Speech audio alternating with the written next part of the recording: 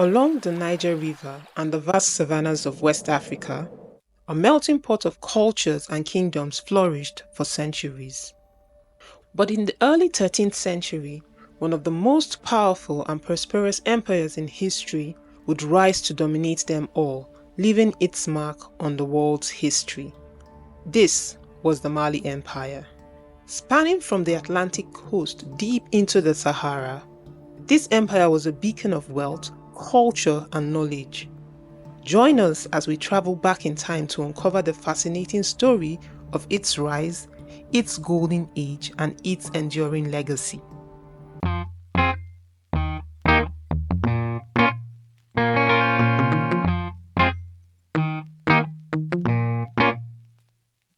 Our story begins in the 13th century during a period of great change in West Africa. The Ghana Empire's influence was waning in the region due to internal strife and external pressure.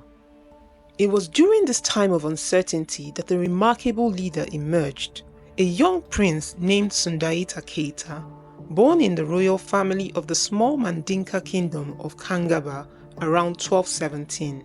Sundaita's early life was marked with hardship.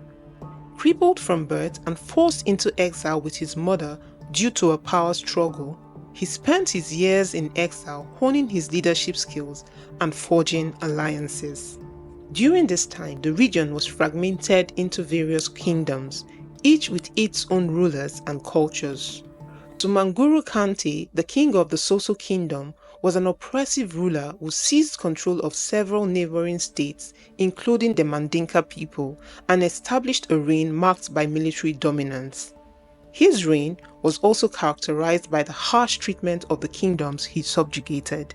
Sundaita would return and through the alliance he formed would rally the Malinke people and other tribes against the oppressive rule of the Soso king. Through a series of decisive battles, most notably the Battle of Krina, he defeated Sumanguru around 1235. With this victory, Sundaita established the Mali Empire, bringing together a diverse collection of kingdoms and people under a single banner. He understood that the strength of an empire lay not in its military might, but also in its ability to sustain peace, prosperity, and cultural unity, which was shaped by shared language, religion, governance, and economic interdependence.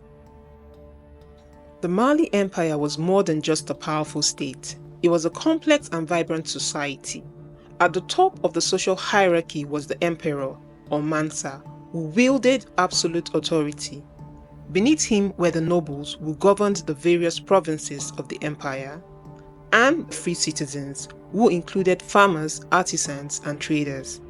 At the bottom were the slaves who played a significant role in the economy, particularly in agriculture and mining.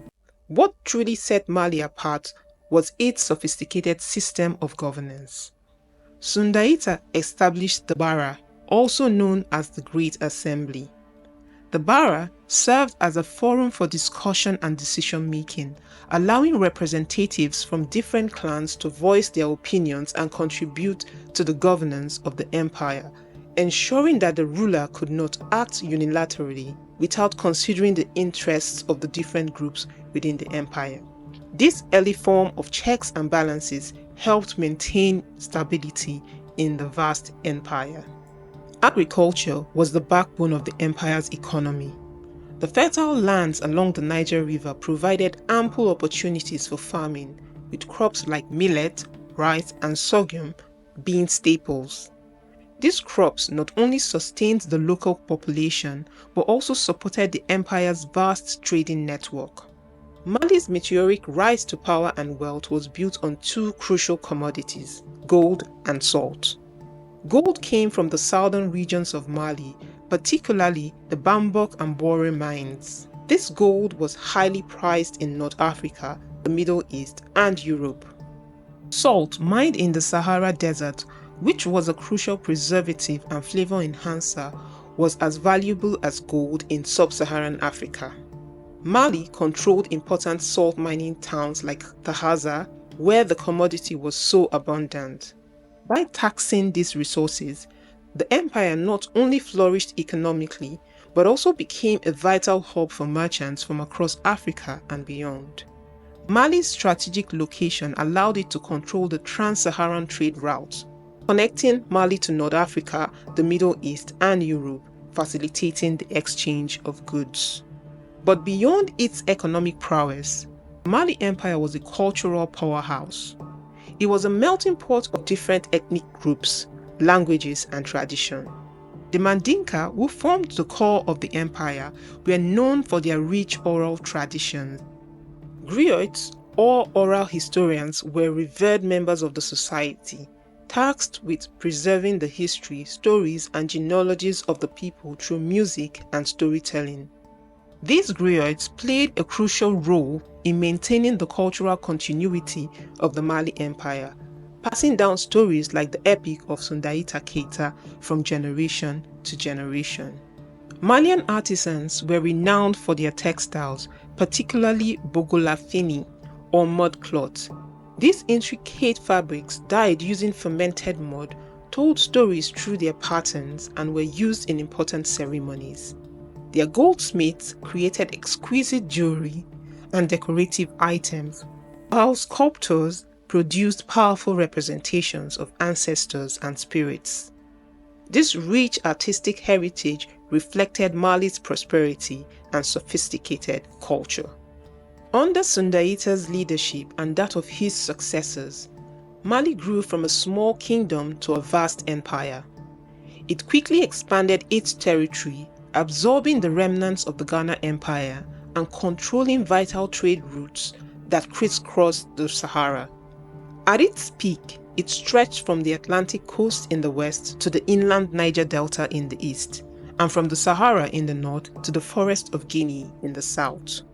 No discussion about the empire would be complete without the mention of Mansa Musa, arguably the empire's most famous ruler.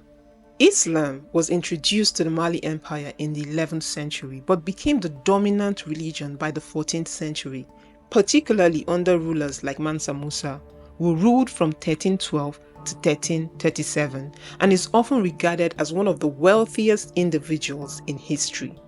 In 1324, Mansa Musa undertook a pilgrimage to Mecca, a journey that would cement his and Mali's legacy not just in Africa, but across the Islamic world and beyond. His caravan reportedly included tens of thousands of people and so much gold that its distribution in Cairo caused a significant devaluation of the local currency. This extravagant display of wealth drew the attention of the world to the Mali Empire, putting it firmly on the map of global powers. News of Mansa Musa's wealth spread far and wide. European map makers began to include Mali on their maps, often depicting Mansa Musa holding a gold nugget. Mali was now firmly on the world stage. His pilgrimage was not just a display of wealth. It was also a demonstration of his faith and commitment to Islam, and it had a lasting effect on Mali. Along the way, he forged diplomatic and trade relations with other Islamic states, bringing back scholars, architects, and religious leaders to Mali. Upon his return, he embarked on an ambitious building program, constructing mosques, palaces, and madrasas throughout the empire. The most famous of these institutions was the University of Sankore in Timbuktu, which became a leading center of learning in the Islamic world. This university, founded in the 14th century, attracted scholars from various regions, making it one of the world's oldest centers of education. At its peak, it had 25,000 students and 180 Quranic schools. Timbuktu under Mansa Musa became synonymous with knowledge, attracting scholars from as far away as Spain, Egypt, and the Arabian Peninsula. The city's libraries housed thousands of manuscripts on subjects ranging from theology and law to astronomy and mathematics. These texts, many of which survive today, are a testament to the sophisticated intellectual culture of medieval Africa. Mansa Musa's commitment to education and culture helped transform the Mali Empire into a center of Islamic learning with Timbuktu at its heart. Despite its glory, by the late 14th century, the empire began to face challenges that would eventually lead to its decline. Internal struggles for succession weakened the empire from within. Meanwhile, new powers arose on Mali's borders. The Songhai Empire, once a vassal state of Mali, began to assert their independence and, capitalizing on Mali's vulnerabilities, expanded their territories, eventually absorbing much of Mali's former lands.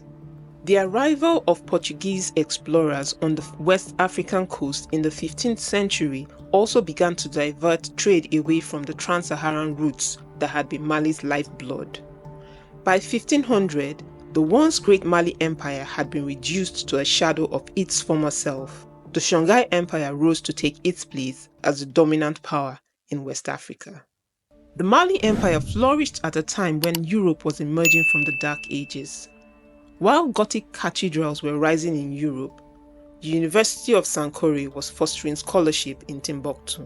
The wealth of Mali helped fuel the Renaissance in Europe, while its scholarly traditions preserved ancient knowledge and advanced new ideas. Mali was one of the great civilizations of the medieval world, alongside Ming China, the Aztec Empire, and the Italian Renaissance city-states. Its story challenges us to reconsider our understanding of world history and the role of Africa in shaping our global past. Mali's cultural influence can still be seen throughout West Africa. The empire's languages, particularly Mandinka, are still widely spoken. Its artistic traditions continue to inspire contemporary African artists. In addition to oral traditions, the Mali Empire was also known for its unique art and architecture.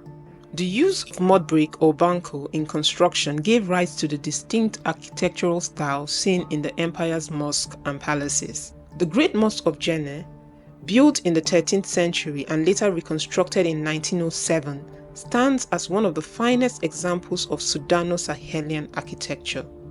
Its massive structure, with its smooth earthen walls and towering minarets, is a testament to the ingenuity of Malian builders. The mosque was not only a religious center, but also a symbol of the empire's wealth and cultural influence. Every year, the people of Djenné continue the tradition of replastering the mosque using the same banco material to maintain the structure and keep it standing strong. The influence of Malian architecture spread far beyond the empire's borders, as it inspired the development of mosques and buildings throughout the region. The manuscripts of Timbuktu, many of which survived centuries of turbulence, are now being preserved and studied, offering insight into Africa's history and intellectual traditions.